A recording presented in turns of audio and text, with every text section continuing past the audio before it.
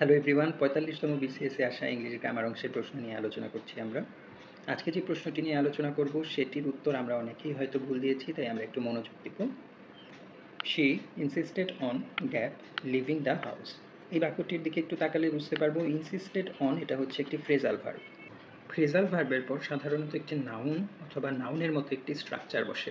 এখানে যেহেতু ভার্বের সাথে আইএনজি দেওয়া আছে, তাই এটাকে জিরান্ড আমরা ধরে নিতে পারি।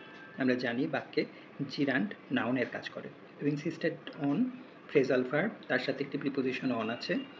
এরপরে একটি নাউন বা নাউন লাইক স্ট্রাকচার হিসেবে একটা জিরান্ড বসেছে লিভিং। লিভিং দ্য হাউস দিয়ে আসলে বাসা ত্যাগ করা এই কাজটিকে বুঝিয়েছে, এবং এটি হচ্ছে একটি কাজের নাম। সে জোর দিয়েছিল তাকে বাসা ত্যাগ করে যেতে।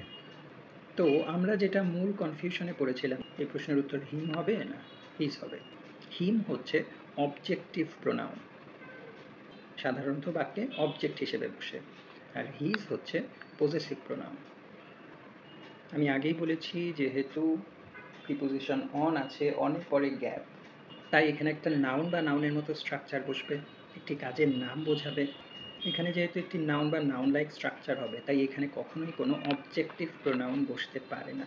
যেহেতু আগে একটি প্রিপোজিশন আছে এবং পরে ভার্বের সাথে আইএনজি দেওয়া আছে, জিরান্ড আছে, সেই হিসেবে এই অ্যাকশনটি বাই লিভিং দ্য হাউস, এই যে অ্যাকশন, এই অ্যাকশনটি কে করেছে সেইটার বোঝানোর জন্য, বা এই অ্যাকশনের মালিকানা কার, এই অ্যাকশনটার ওনারশিপ কার, সেটা বোঝানোর জন্য একটা পজেসিভ প্রোনাউন বসবে, কারণ আমরা জানি পজেসিভ প্রোনাউন দিয়ে ওনারশিপ বোঝানো হয়।